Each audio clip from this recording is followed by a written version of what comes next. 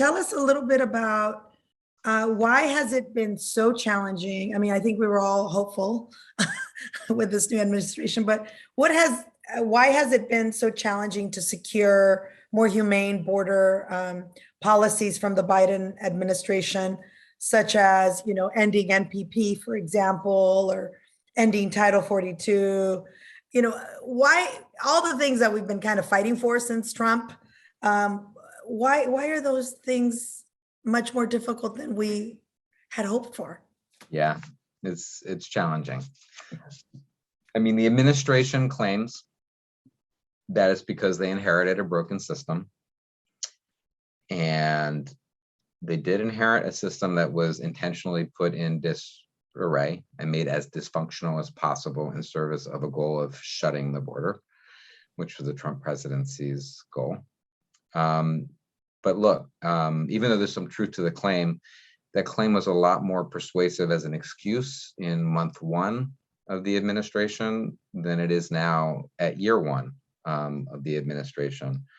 They inherited a mess of a system, and it's their job to fix it.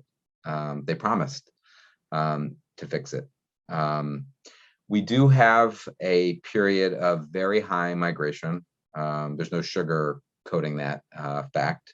Ongoing gang violence, corruption, political turmoil in key countries in Latin America and the Caribbean and Africa, whose people are showing up the border, in many cases fleeing individual persecution, but in all cases seeking a better life for themselves, as all of us who have immigrated or whose families have immigrated to the United States have done in the past. And COVID also created severe economic displacement. So we've had a period during the Biden administration's first year of very high migration. But in the face of that high migration, the administration's decision, and I really think this is a failure of imagination and leadership, is that its approach would be the same failed approach of the past four administrations, which has been an approach of deterrence. This is starting to look like the do not come administration. Vice President Harris said it, President Biden said it, Alejandro Mayorkas, the Secretary of the Department of Homeland Security, has said it. And look, do not come is not a strategy. It fits in to what appears to be a strategy of deterrence, but that strategy itself has been shown over the years to not work. It's illusory. It's more rhetoric than it is a true strategy. But yet it is what people inside the administration will acknowledge is their strategy, to try to enact, to try to maintain some of Trump's policies that they can get away with maintaining in order to try to slow the tide of migration to the United States. It doesn't work. And you know what, even if it did work, in many cases, as it applies to particular programs that they're continuing, like Title 42, it's an illegal strategy.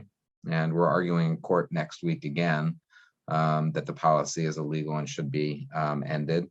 And even if it did work and it wasn't illegal, it's immoral. It's not who our country is. So we're working to restore this country's best tradition as a beacon of hope for people. And I really think we've got to find a way of demonstrating to the Biden administration that there's an opportunity here. The cause is not lost for them. They're 1 year in now. They've got another few years to be successful, and that they can show success in competency in fixing a system. And it's a system that's been broken for a long period of time. And they have an opportunity to fix it, to show more imagination, to create more humane alternatives, and to successfully welcome people who are seeking protection into the United States in an orderly way and in a lawful way and in a humane way. But if we're going to convince them to do that, we got to bring more people along with us. They need to see that there's a political benefit to doing that and that there's real political costs to not fulfilling their promises. So we have to persuade people, and that's part of what we're, an important part of what we're trying to do with partners and through the Border Humanity Project.